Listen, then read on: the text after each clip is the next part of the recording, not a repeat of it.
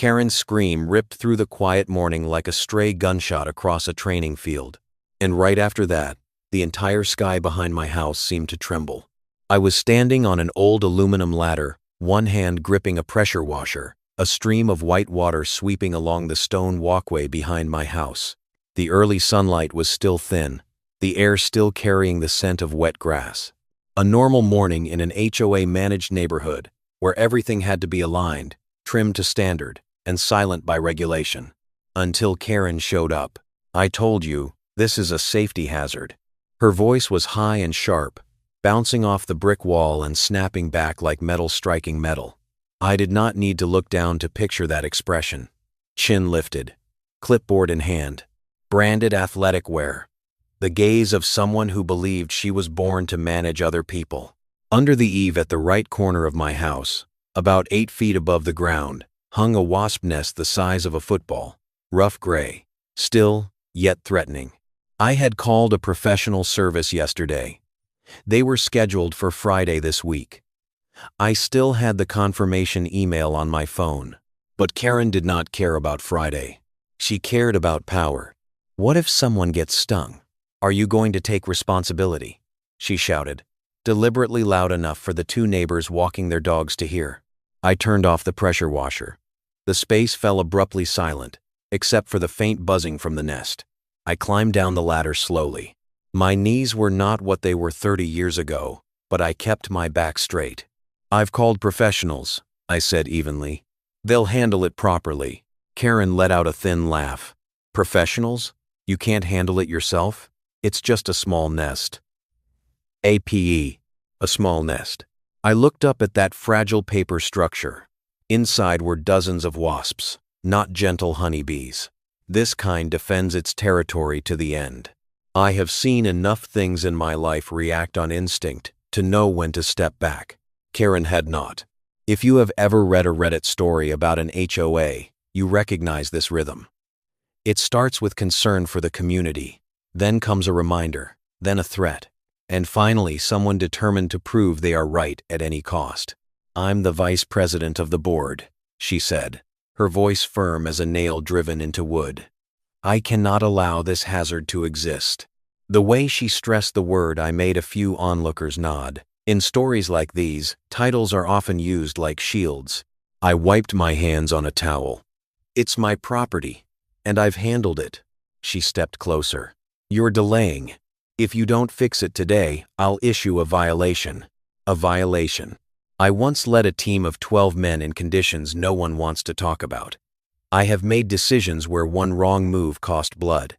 But here, between manicured lawns and white fences, I was being spoken to like a helpless old man who could not deal with a wasp nest. Karen did not know who I was before I moved into this neighborhood. She only saw a widower, living alone, driving an old pickup truck. She did not see the engineering certificates hanging in my study. She did not know I spent 30 years as a structural safety engineer. She did not know I understood better than anyone here what real risk looks like. "I'll do it," Karen said suddenly. "Step aside." She turned and walked quickly toward her house. Her heels struck the pavement like she was marching. I watched her go. What I felt was not anger. It was something else. The feeling you get when you see someone about to flip a switch without understanding what it is connected to. The 2 neighbors looked at me. One whispered, "You should just let her finish it." I looked up at the nest. A few wasps began crawling along the outer edge. They sensed the vibration. They sensed the shift. I turned the pressure washer back on, only to finish rinsing the remaining section of the walkway. The high-pressure stream tore through dirt, splashing against the wall. A stray spray angled upward, brushing the edge of the eave, not far from the nest. The buzzing grew louder. Right then, Karen came back. In her hand was a small red can of insect spray. She tilted her head up at the nest, then looked at me. That look was not just about dealing with insects. She wanted to deal with me. "I'll show you," she said. And she raised the broom handle, pressing it straight into the wasp nest. In that instant, the air thickened. I lowered the machine, because I knew, sometimes karma does not need to speak. It only needs to be touched. The broom handle had barely touched the nest when the sound in the air changed. It was no longer a scattered buzzing. It became a thick, heavy vibration, like a helicopter engine starting up overhead. Karen froze for a second. Just 1 second. Long enough that she should have stepped back. But her ego was bigger than her survival instinct. "See? Nothing at all," she shouted, turning to the neighbors as if she had just scored the winning point. I did not respond. I watched the nest. Its outer surface shifted. Not violently, but steadily. The wasps began crawling out, one by one, then a few more. They did not attack immediately. They assessed. I understood that method. I had seen much smaller units do the same. They do not rush into provocation. They wait for a signal. Karen shook the broom again, this time harder. A small piece of the nest fell onto the stone patio. The buzzing spiked. One of the two women stepped back 2 paces. The other clutched her dog tightly against her chest. "Maybe you should let the professionals handle it," the older neighbor said softly, his voice edged with concern. Karen spun toward him. "If everyone waits for someone else, nothing ever gets done." That sentence was not meant for the nest. It was meant for me. I stepped back toward the garage, not out of fear, but because I knew I had no control over nature's response when it is cornered. "Karen," I said slowly, "you don't understand this species." She gave a thin smile. "I grew up in Texas. I know how to deal with insects." Texas. I worked as a structural safety consultant there for 8 years. I signed off on reports where one small error could cost a company millions of dollars, even cost someone their life. I did not say that. Here, in their eyes, I was just an old man, living alone, who liked fixing his own plumbing and pressure washing his driveway early in the morning. Karen sprayed a stream of insecticide at the nest. The chemical shot out in a thin line, striking the gray paper shell. In the next instant, everything exploded. Not metaphorically. Dozens of wasps burst out like smoke forced from an exhaust pipe. Dark, fast, violent. Karen screamed. A high, uncontrolled sound. She swung the broom wildly. The spray can fell to the ground and rolled away. The swarm did not scatter aimlessly. They locked onto a target. Karen turned and ran. Her sandals slipped on the stone. She stumbled, nearly falling, then bolted toward the lawn. "Get inside," someone shouted. I was already standing in the garage, my hand resting on the door control. I did not panic. I did not laugh. I simply observed. She flailed her arms in front of her face, trying to drive away the dark shapes buzzing around her head. One landed on her shoulder. She screamed louder. And then, something unexpected happened. Instead of continuing the chase, the wasps began to disperse. Not because Karen ran fast, but because their nest had not been completely destroyed. They were reacting defensively. They returned to the eave, circling, guarding. Karen stood in the middle of the lawn, hair disheveled, face flushed red. No more screaming, just ragged breathing. She looked around and realized every eye was on her. No one laughed, but no one supported her either. She adjusted her shirt, trying to gather what dignity she had left. "See, I made them scatter." That was when I stepped out of the garage. "Temporarily," I said. My voice was not loud, but it was clear. "The nest is still there. And now they're more alert." Karen looked at me. Something in her eyes had cracked. Not quite fear, more like doubt.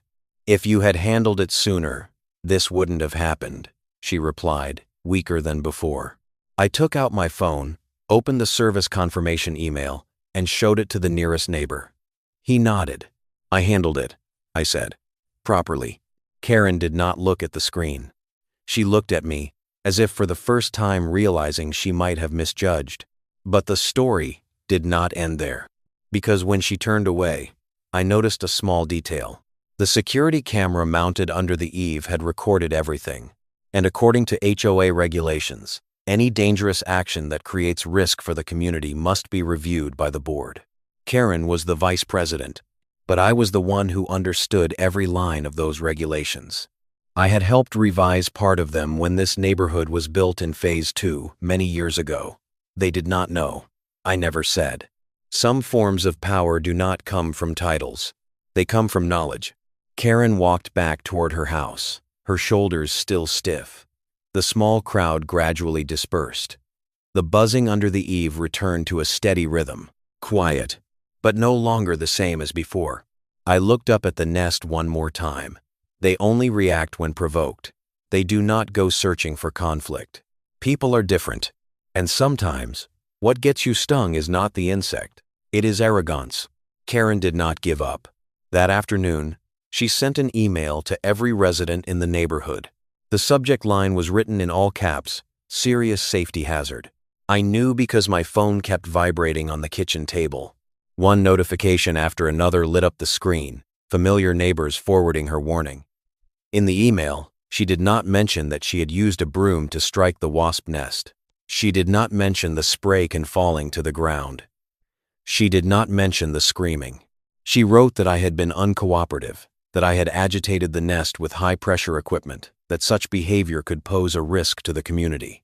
When I reached that part, I laughed. Not because it was funny, but because I realized the game had changed. Karen was no longer trying to prove she was brave. She was trying to rewrite the story. I set my phone down and walked into the small office at the end of the hallway, a room few people knew about.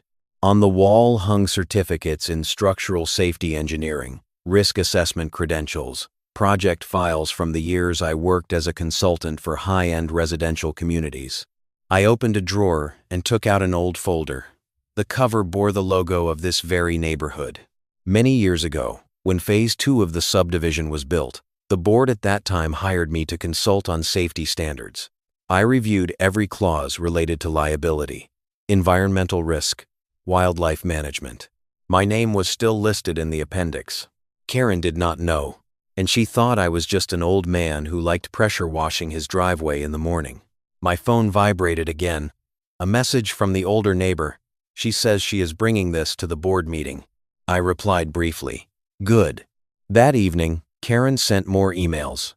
This time she emphasized that under HOA regulations, any potential hazard must be addressed immediately. She cited the clause about shared responsibility among residents, but she quoted it selectively. She left out the section stating that any intervention which escalates risk may itself be considered a violation of community safety. I did not respond right away. In the Karen stories people tell online, the main character usually reacts in anger, fires back instantly, writes long emails like speeches. But I learned something after many years in my profession. Silence at the right moment is strategy. The next morning, the professional service arrived on time. 2 men, in full protective gear. They set up a ladder, applied specialized solution, and removed the nest in less than 30 minutes. Efficient. Clean. No drama. I paid the invoice and kept a copy. That afternoon, Karen appeared at my front door. No clipboard, just a tense expression. "I heard you took care of it," she said. "I took care of it before you sent your first email," I replied. She pressed her lips together. "The board will still review your actions yesterday. Then they should review all of it," I said, pointing up at the eave. She tilted her head. A small black security camera stared down quietly. I stepped inside and brought out a USB drive. "I've already sent a copy to the property manager, along with the service confirmation email and the full regulation excerpt." Karen said nothing for a few seconds. I saw her eyes shift. For the first time, she was not controlling the narrative. "I just want to make sure everyone is safe," she said, her voice smaller now. "So do I," I replied. "That was my job for 30 years. She blinked. "What job?" "Safety consulting and risk assessment for residential communities, including this one." A light breeze moved across the porch. No buzzing, no screaming. Just the silence that comes when someone realizes they have misjudged the person standing in front of them.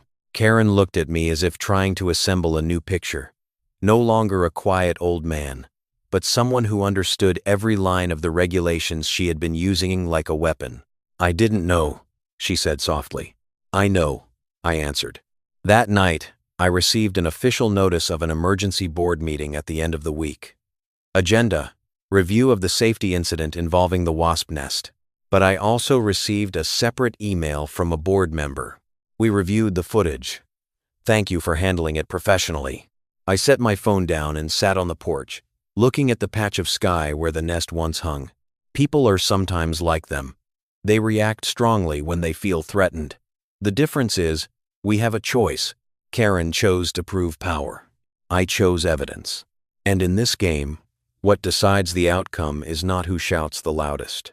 It is who understands the rules better. The board meeting that night did not begin with a greeting. It began with looks. The looks of people who had always believed Karen was right and now were no longer so sure. The community room was lit with cold white light, chairs arranged in 2 rows, the faint smell of coffee, and freshly printed paper. I sat at the back, spine straight, hands resting on my knees. I did not bring a thick stack of documents, just a single USB drive in my shirt pocket. Karen sat at the front beside the board president. She wore a dark blue blazer, her hair neatly tied back. On the surface, she appeared composed again, but I could see her hands clasped together too tightly. The board president cleared his throat. We are meeting to review the safety incident involving the wasp nest behind Mr. Sane. He looked down at the paper and did not continue immediately. Karen spoke first. I want to emphasize that the use of a pressure washer near the nest escalated the situation. I was only trying to protect the community. A few scattered nods. I remained silent. She continued, her voice smooth, well prepared. What if a child had walked by at that moment? What if someone had a severe allergy? We cannot wait when there is a clear danger. A clear danger. I looked around the room. Some were thinking the same way she was. Some remembered the scream that morning. Others simply wanted this to be over. The president turned to me. Would you like to speak? I stood up. Not hurried. Not slow. I agree that safety is a priority, I said. That is why I called a professional service before the incident occurred. I handed a printed copy of the confirmation email to each board member. The date and time were clear. Before Karen sent her first warning email, Karen leaned forward. But you used a pressure washer near the nest. Yes, I replied.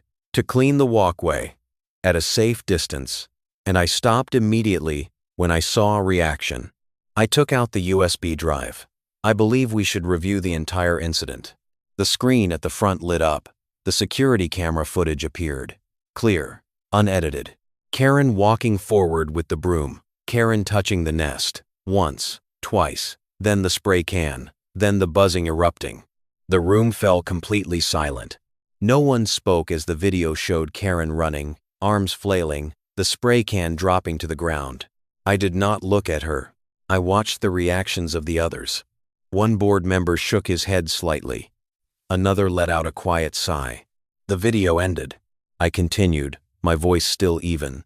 According to the environmental safety clause in our community regulations, any action that increases biological risk may be considered a violation. Karen turned sharply toward me. Are you implying that I violated the rules? I am simply reading the clause as written, I replied.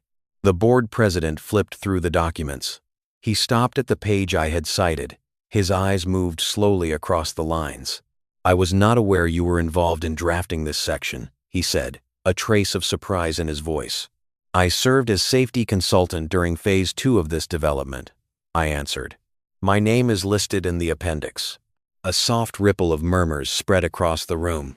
Karen looked at me, this time not with defiance, but with realization. She had thought she understood the rules. But she only knew the surface. I understood the structure beneath. Are you saying you wrote this regulation? One member asked. I proposed the section related to environmental risk management, I said. Because I have witnessed the consequences when people act without proper assessment. No one asked what consequences I had witnessed. They could hear in my voice that it was not a story for this room. Karen took a slow breath. I was just trying to do the right thing. I believe that, I said, and for the first time looked directly at her. But the right thing is not always the fastest action. Sometimes the right thing is to step back. The words were not an attack. But they struck the silence between us. The board president tapped lightly on the table. Based on the evidence, the board concludes that there was no violation on your part. However, we will review internal notification procedures to prevent similar incidents.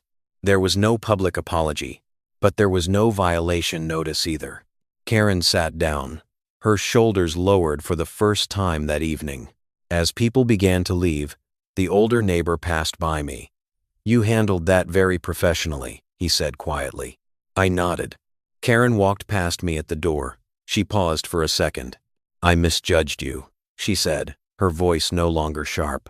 "I have misjudged others before," I replied. "What matters is what we learn from it." She did not answer. She simply walked away. That night, the neighborhood felt quieter than usual. No buzzing, no all-caps emails.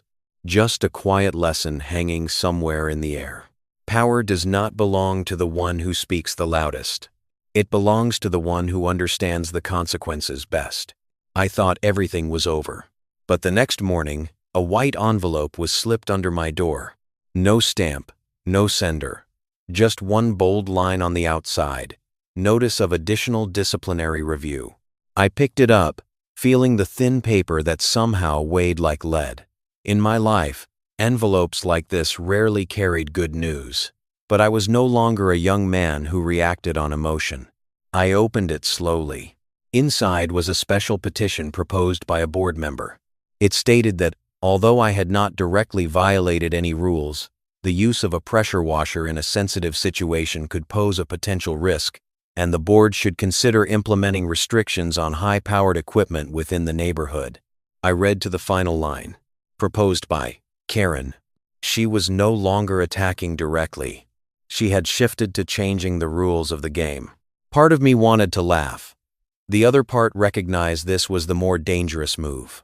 When people cannot win on emotion, they try to rewrite the rules. I sat down at my desk. Morning light filtered through the window, falling across old project files. I pulled out the technical planning documents for the neighborhood that I had once helped consult on. There was a clause few people paid attention to. Personal maintenance equipment is permitted if it does not exceed the regulated decibel level and does not damage shared property. My machine met both conditions, but what mattered more was in the appendix at the back. When this neighborhood was built, the drainage system behind the corner units was specially designed to prevent water buildup. I was the one who proposed that solution after a flooding incident in another community caused more than $4.3 million in damage. Karen did not know this, and if she pushed to tighten restrictions on maintenance equipment, that drainage system would no longer be properly maintained. The consequence would not be noise. It would be water. That afternoon, I went to the property management office with the technical drawings in hand. The manager looked at me curiously. "I heard they want to restrict pressure washers," she said. "I heard that too," I replied. "But if they pass this clause without adjusting the drainage appendix, the rear corner section could face problems." I spread the drawings across her desk. I pointed to the water channels, the pressure relief exits. I explained calmly, without threat. She frowned. "This is not mentioned in Karen's proposal." "Because she was not involved in the design phase," I said. The news spread faster than I expected. An emergency meeting was scheduled again. This time not to review whether I had violated anything, but to examine whether the new proposal had technical gaps. Karen entered the meeting room, with her confidence carefully restored. She believed she was protecting the community from noise, from potential hazards. The board president opened the discussion. "We need to evaluate the technical impact of this proposal." I stood up, not to defend myself, but to defend the system I had once designed. I presented briefly and clearly. If the use of high-pressure maintenance equipment were banned without an alternative solution, the drainage system behind the corner section would accumulate debris. After several heavy rainy seasons, the risk of localized flooding would increase significantly. One board member asked, "Are you certain?" I handled the aftermath in another community when they reduced maintenance due to noise concerns, I said. The damage was not small. I did not state the number. But they could see in my eyes that this was not speculation. Karen flipped through the documents, her hand slightly unsteady. "I was not informed about this appendix." "Because you were not present when it was drafted," I said gently. The words were not meant to attack, but they made clear the distance between knowledge and nominal authority. The room grew heavy. People began to realize the issue was no longer about a wasp nest or a pressure washer.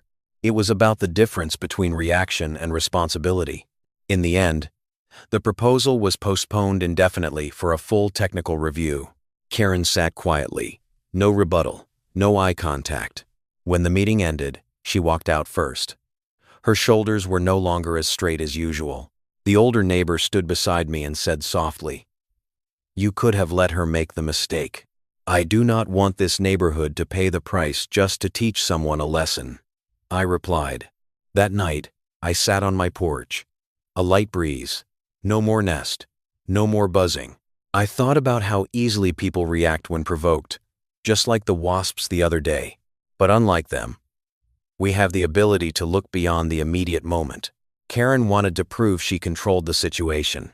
I only wanted to ensure that when the rain came, the water would flow in the right direction. Sometimes, true strength is not about winning an argument. It is about preventing a disaster that no one else even sees coming. The rain came earlier than forecast, and it did not knock. It slammed down on the neighborhood as if to test whether my warnings had any weight. The sky darkened late in the afternoon. Clouds gathered thick and low. Wind whipped past the white fences, howling under the eaves like a long whistle in the night marches years ago. I stood by the window, watching the first drops fall onto the walkway behind my house. Then the rain poured, heavy, relentless, unbroken. Within minutes, water began rising along the drainage channel at the corner of the block. That was the very section of the system I had designed to relieve pressure during storms. My phone vibrated. A message from the older neighbor. "The water is rising fast behind Karen's house." I did not reply right away. I put on a raincoat, slipped into non-slip shoes, and stepped outside. The rain struck my face sharp as needles. The stone path gleamed slick under the dim yellow lights. At the far end of the row, in front of Karen's house, water had already begun spilling over the edge of the grass. She stood under her eave, clutching her phone, hair plastered wet against her cheeks. The usual sense of control was gone. In its place was unmistakable panic. "The drain is not keeping up," she called out when she saw me approaching. "Why is the water not going down?" I looked at the swirling current around the drain opening. Leaves, mud, built-up debris. If not properly maintained, this system would clog. And when it clogged, the water did not care whether you were vice president or an ordinary resident. It simply flowed toward the lowest point. "Call management," a neighbor shouted over the rain. "I already did," Karen answered, her voice strained. "They said we have to wait for the maintenance crew." Wait. In heavy rain, waiting is a luxury. I stepped closer to the drainage channel and knelt in the cold current. I used my hands to clear the thick layer of leaves covering the grate. The water swirled harder, beginning to recede slowly. Karen stared at me, eyes wide. "What are you doing? That's dangerous." "I know this system," I said, without looking up. Cold water seeped through my gloves. Rain hammered against my back. But I knew exactly where the blockage would be. This design included a secondary chamber beneath the grate. If it was not cleaned periodically with high pressure, sediment would accumulate. I reached deeper and pulled out a dense mass of sludge. The water hissed, then began rushing downward more forcefully. Within minutes, the level around our feet visibly dropped. A collective sigh rose from the small group gathered under the eaves. Karen remained still. She looked at me as if seeing a different part of who I was for the first time. "You mentioned this at the meeting," she murmured. "I did," I replied, standing up, rainwater dripping from my sleeves. If the proposal to restrict maintenance equipment had passed the week before, I would not have been able to use the pressure washer for regular cleaning, and that secondary chamber might have been completely blocked by now. The water could have flooded her garage. It could have ruined her wooden floors. It could have caused damage worth tens of thousands of dollars. The rain still fell, but the water was now flowing in the right direction. Karen stepped closer, no longer keeping the distance she once did. "I did not realize the system was that complex." "I know," I said. There was no accusation in my voice, only fact. A few neighbors began whispering. Not questions filled with doubt this time, but recognition. "It's good he understands this stuff," someone said. "I thought it was just a pressure washer," another added. Karen heard them. I saw her expression shift. No longer the one leading the crowd, now the one relearning her place within it. The rain gradually softened. The gray sky lightened. The water was reduced to thin streams sliding toward the drain. Karen moved a step closer. "If I had not touched the wasp nest that day," she let the sentence trail off. "The nest would have been handled properly," I said, "and the system would still need maintenance, whether anyone complained or not." She nodded slowly. For the first time, I saw not defiance in her eyes, but awareness. As I walked back to my house, my raincoat heavy with water, I heard her speaking to the neighbors who remained. "We need to rethink how we make decisions. No capital letters, no shouting, just a normal sentence. Sometimes nature does not punish anyone. It simply reveals the difference between those who react out of ego and those who act out of responsibility." And in that storm, no one was stung, no one was fined. But something did change. Respect. Not because I spoke the loudest, but because I saw what they had not yet seen. 3 days after the storm, Karen knocked on my door. No email, no all-caps notice, no emergency meeting. Just a soft knock, almost hesitant. I opened the door. She stood there. No tailored blazer, no clipboard. Just a simple gray sweater, holding a small box of pastries. "I think I owe you a thank you," she said. Her voice was not sharp, not defensive. I looked at the box, then at her. "For the drainage system?" "For more than that," she replied. We sat on the front porch. The afternoon was calm. The scent of damp earth after the rain still lingered in the air. The street was unusually quiet, as if the entire neighborhood were watching from a distance without saying a word. Karen exhaled slowly. "I got used to having to control everything. If I did not, I was afraid it would all fall into chaos." I did not interrupt. "My husband used to handle every repair in the house," she continued. "After he passed, I felt like I had to prove I could still manage, that I was not weak." For the first time, I saw the motive behind the noise. It was not just power. It was fear. I nodded gently. "I understand." She looked at me, surprised. "You do?" "I tried to control everything too," I said. "After my wife passed away, the silence between us was no longer tense. It softened." "I didn't know," Karen said quietly. "You didn't ask," I replied, without accusation. She lowered her head. "I thought you were just a stubborn old man. I thought you were just a typical Karen from those HOA stories online," I said, with a faint smile. She let out a small laugh. For the first time, there was no defense in it. Then she said something that made me realize the story was not entirely over. "The board wants you to join the official technical advisory committee." I was silent for a few seconds. This was a twist no one in the neighborhood would have expected. The man who had been reviewed for discipline, who had been warned, now being invited into a position that directly influenced HOA decisions. "Why?" I asked. "Because they realized we have relied too much on emotion," she said, "and because I suggested it." I studied her carefully. A week ago, she wanted to fine me. Now she wanted to hand me influence. "Are you sure?" I asked. Karen took a deep breath. "I don't want to be the kind of person who only reacts and then blames. I want to learn how to look further ahead." I leaned back in my chair, looking out at the quiet street. I did not need a title. I did not need a nameplate. But I understood something clearly. If the people who understand the system do not step in, those who do not understand it will make the decisions. "I'll join," I said at last, "but on one condition." She looked up. "We establish a formal risk assessment process before changing any clause. No action driven purely by emotion." Karen nodded immediately. "Agreed." A light breeze moved across the porch.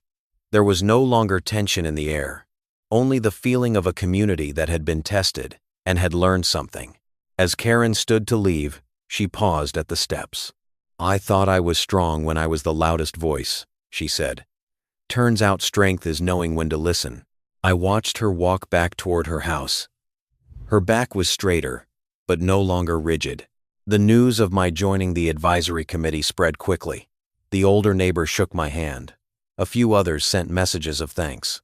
Not because I had won an argument, but because I had prevented a risk they had not yet seen. That evening, I sat in my study, looking again at the community regulations. For years, I had kept that knowledge to myself, thinking no one needed it. I was wrong. True power is not in holding information. It is in using it to protect more than just yourself. The story began with a wasp nest and a scream. It continued with rain and rising water. And now, it opened into a new chapter. No longer a confrontation between an old man and a Karen, but two people learning to share responsibility. Sometimes karma does not arrive to humiliate someone. It arrives to force us to grow. My first meeting as technical advisor began with a proposal that left the entire room in silence. Karen wanted to cut the maintenance budget, not because of ego, but because of pressure from the residents. HOA fees have gone up too fast, one board member said. People are complaining. If we do not reduce expenses, they will demand a new election. Karen sat upright. No more shouting. No clipboard used like a weapon. She looked at me before she spoke. I think we can optimize the process, she said, but we need a technical assessment first. All eyes turned to me. Just a few weeks ago, I had been the one under disciplinary review. Now I was the one deciding whether this cost-saving plan would turn into a disaster. I opened the folder. Inside were maintenance reports from the past 3 years. I had read them through the night. Cutting the budget is not always wrong, I began, my voice steady and clear. But you have to know what you are cutting. I pointed to the charts covering drainage costs, electrical lighting systems, and shared roof maintenance. If we cut 50% of the routine inspections, we will not see a problem until it becomes a crisis. A younger member pushed back. But last year there were no major incidents. I looked up at him. That is because we conducted routine inspections. The air tightened. Not because of personal conflict, but because of a hard truth. Karen watched everyone. I could see the conflict in her eyes. She understood the financial pressure. But she had also seen what happens when technical warnings are ignored. I want to hear an alternative, she said. The twist came when I turned to the final page of the report. I reviewed the contract with our maintenance contractor, I said. We are paying about 15% above market rate. Several heads snapped up. Why? The president asked. Because this contract was signed 8 years ago and has not been put out for bid since. The room grew heavy in a different way, not because of budget cuts, but because they realized money had been flowing out without proper oversight. Karen frowned. Who approved that contract? The former president, who left the board 2 years ago. I did not accuse anyone. I simply laid the facts on the table.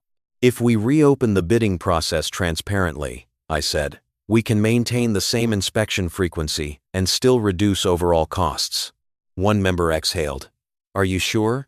I do not rely on instinct, I replied. I rely on data. Karen looked at me, then at the others.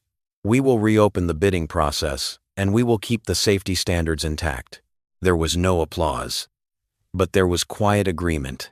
After the meeting, as everyone else left, Karen stayed behind. I almost proposed cutting routine inspections, she said softly.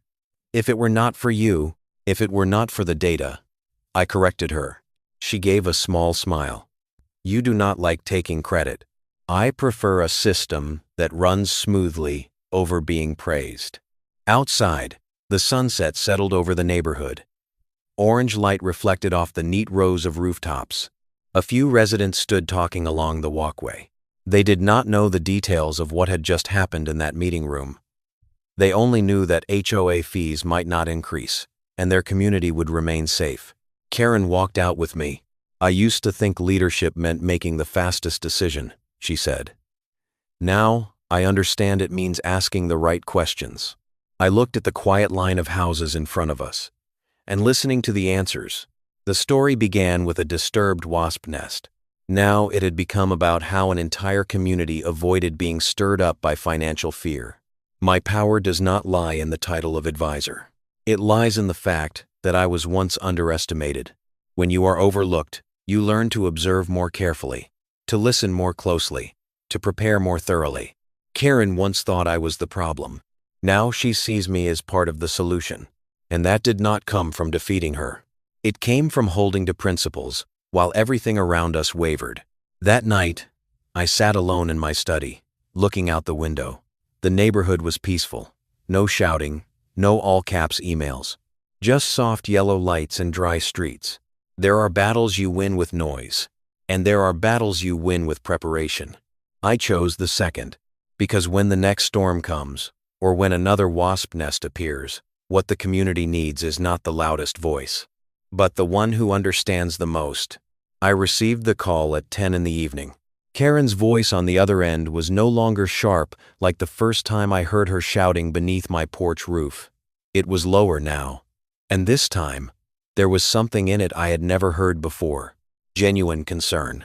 "We have a problem," she said. Not a wasp nest. Not rain. A collective complaint. A group of residents had just signed a petition demanding a full review of the entire HOA board. They believed the management had lacked financial transparency for years, and they wanted an independent audit. I was silent for a few seconds, not because I was surprised, but because I knew that when a community begins to lose trust, that is the real crisis. "How many signatures?" I asked. "More than 60% of the households," Karen replied. That number was enough to force the board to act under the bylaws. I put on my jacket and walked to the clubhouse, where several members had already gathered. The air felt thick. There were no personal arguments now, only unease. A younger member slammed his hand on the table.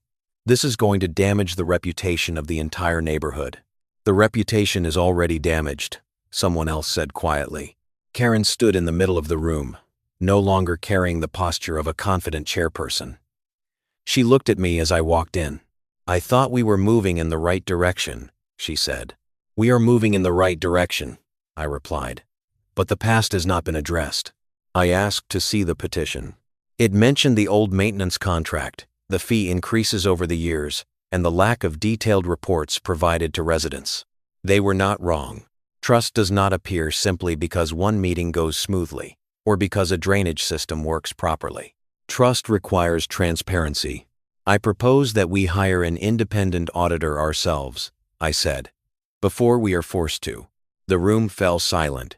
"Are you crazy?" someone blurted out. "An audit will expose every mistake." "Exactly," I replied. That was the twist. I was not protecting the board. I was protecting the community. Karen looked at me, and I saw a flicker of understanding in her eyes.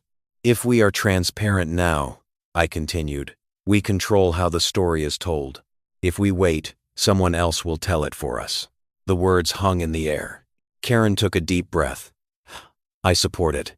A few members objected weakly, but one by one, they nodded. Not because they were not afraid, but because they understood there was no other path. 2 weeks later, the audit report was released. There were mistakes in the past. Not major fraud, but loose management. Contracts not rebid on time. Cost increases not clearly explained. Residents murmured. But they were not as outraged as the board had feared, because this time, the board acknowledged everything openly. At the public meeting, Karen stood to speak. "I used to think leadership meant protecting the image," she said. "Now I understand leadership means protecting the truth." She did not look at me when she said that, but I knew part of this journey had changed her. When the question and answer session began, a resident stood up. He looked directly at me. "Why should we believe things will be different now?" I stood. "Because this time," I said, "we are not hiding what is uncomfortable, and because the people who understand the system are accountable to all of you." There was no loud applause, but there were nods. After the meeting, my elderly neighbor shook my hand. "You could have stayed silent," he said. "No one forced you to get involved." "I live here," I replied. "If the system collapses, I go down with it." That night, I walked a full circle around the neighborhood. The streetlights glowed evenly. The water had fully drained after the recent rains. There were no wasp nests under any porch roofs, only the quiet of a community, that had just faced the truth. Karen stepped out of her house as I walked by. "Thank you," she said. "I did not do this for you," I replied. "I did it for this neighborhood." She smiled. No pride. No defensiveness. I know. This story began with a scream. It continued with rain, with water, with finances and trust. And now it has reached a point where no one wants to shout anymore. Because they understand something. Strength does not lie in controlling others. It lies in facing the truth, even when it is uncomfortable. And sometimes, karma does not arrive as punishment. It arrives as an opportunity to do better than before. 6 months later, a new wasp nest appeared. This time, no one screamed. I spotted it on a quiet morning, hanging beneath the clubhouse roof, smaller than the last one, but enough to bring back the memory of thick buzzing and a woman running across wet grass. The first message did not come from Karen. It came from the residents group. "Do we have a procedure in place?" I read that line and smiled. Procedure. No longer a reaction. No longer ego. Just the right question. An emergency meeting was called, but there was no tension, no blame. Karen sat beside me, her documents neatly arranged in front of her. "I propose we activate the Level 1 risk assessment procedure," she said. "Technical advisor, do you have any input?" The way she addressed me carried no trace of challenge anymore. It was recognition. I presented briefly. Identify the species. Establish a temporary perimeter. Hire a professional removal service. Notify residents. 15 minutes. Meeting adjourned. No shouting. No all-caps emails.